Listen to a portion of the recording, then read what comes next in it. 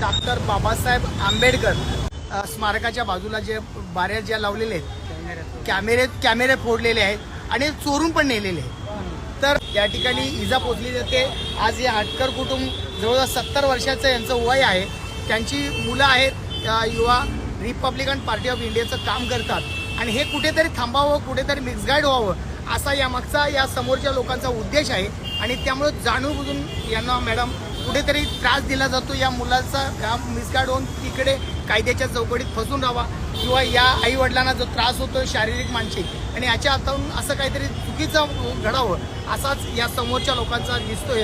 कारण गेल्या महाडला जे काय झाले आंदोलन त्याच्यानंतर इथे आम्ही आंबेडकर स्मारकाच्या समोर उभे राहून ज्यावेळेला इथले जे आमदार आहेत जितेंद्र आव्हाड कलवा मुंब्रा विधानसभेचे त्यांच्या विरुद्ध जे डॉक्टर बाबासाहेब आंबेडकरांची ज्या ठिकाणी पोस्टर होतं ते फाडले गेल्यानंतर या ठिकाणी